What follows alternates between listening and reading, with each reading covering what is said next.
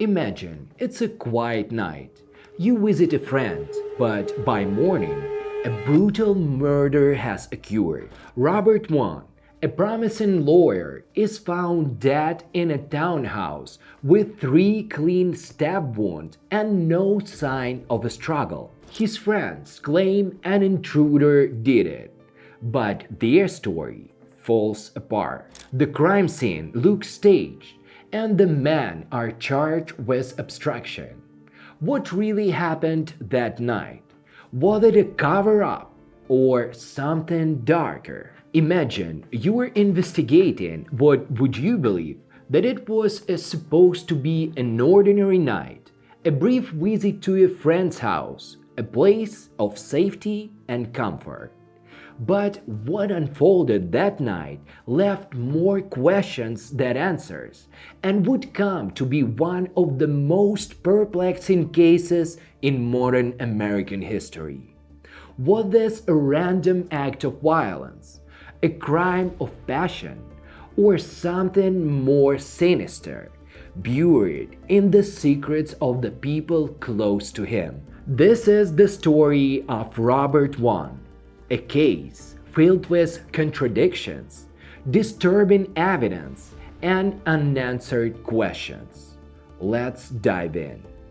Robert Eric Vaughn was the 32 years old attorney and a rising star in Washington, D.C. legal community. He had recently taken on a prestigious role as the general counsel for Radio Free Asia, an organization dedicated to promoting free press in regions of the world where such freedoms were suppressed. By all accounts, Robert was a kind, hard-working and dedicated person. He was also happily married to his college sweetheart, Catherine, and the two had a strong and supportive relationships. On the night of August 2nd, 2006, Robert had been working late. Instead of coming back to his home in Octon, Virginia, he arranged to stay overnight at the Dupin Circle home of the colleague friend Joseph Price. Price lived in the townhouse with his partner Victor Zaborsky and their friend Dylan Ward. All three men were well educated, accomplished, and outwardly led successful lives. By all accounts, it seemed like a safe and welcoming environment for Robert to stay the night. But just hours after arriving at the town's house, Robert Vaughn would be dead. At 11:49 p.m., a frantic 911 call was placed by Viktor Zaborsky. He reported that a guest in their house, Robert, had been stabbed by an intruder. When emergency responders arrived to the scene, they found Robert Vaughn laying on a pull-out sofa bed in the guest room. He was unconscious and unresponsive, and despite their efforts to save him, he was pronounced dead shortly after arriving at the hospital. The initial scene baffled investigators. Robert had three clean, precise stab wounds to his chest, and yet there was remarkably little blood at the scene, something highly unusual in cases involving stab wounds. More puzzling, there were no signs of struggle. The guest bed appeared neatly made, and Robert's body seemed almost deliberately placed on top of it. To add to the mystery, there was no sign of forced entry into the home, and nothing appeared to have been stolen. Three residents of the townhouse, Joseph Price, Viktor Zaborsky, and Dylan Ward, insisted that an unknown intruder had broken in, attacked Robert, and fled into the night. But as investigators began to dig deeper, their story started to unravel. The autopsy conducted on Robert Vaughn raised even more questions. The medical examiner determined that the stab wounds were precise and appear to have been inflicted with the single knife, likely by someone with knowledge of the human anatomy. Robert's injuries were consistent with someone who had not moved or resisted during the attack, suggesting he may have been incapable or even unconscious at the time. Adding to the disturbing findings, toxicology tests revealed no evidence of drugs or alcohol in Robert's body. However, investigators noted that his body showed signs of possible resistance,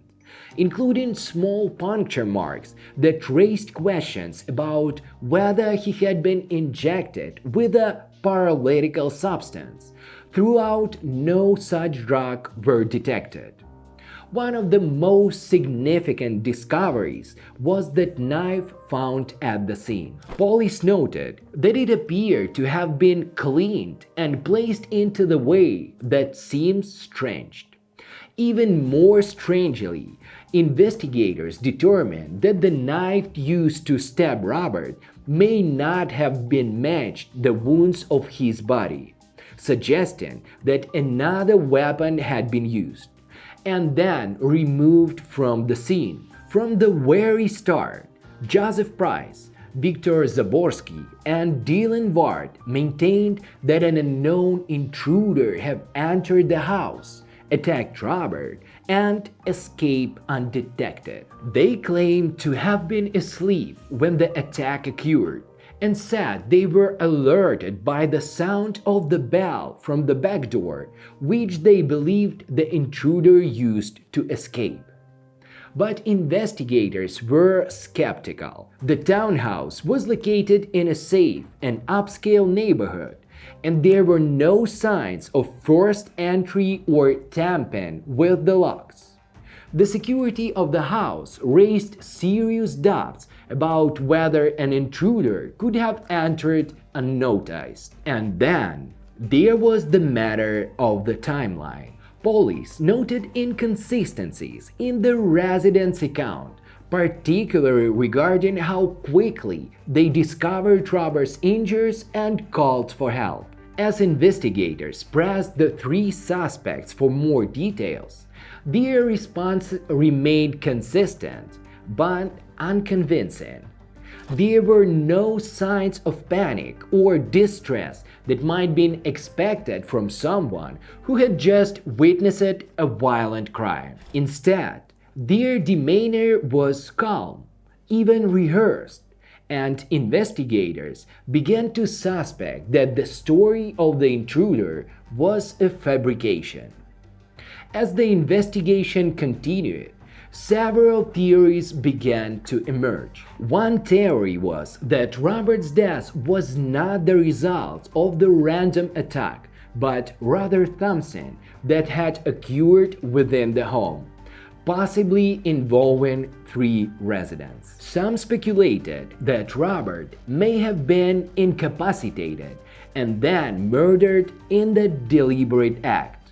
Though the motive for such a crime remained unclear. Another theory centered on the dynamics between the three men living in the townhouse. Joseph Price, Victor Zaborsky, and Dylan Ward were in what has been described as the polyamorous relationship, and some investigators wondered whether tensions of secrets within their personal lives could have played a role in Robert's death. However, there was no direct evidence linking them to the crime, and the exact nature of their involvement, if any, remained speculative. While no one was ever charged with Robert's Vaughn murder, the case took a significant turn in 2008 when the three men were charged with obstruction of justice,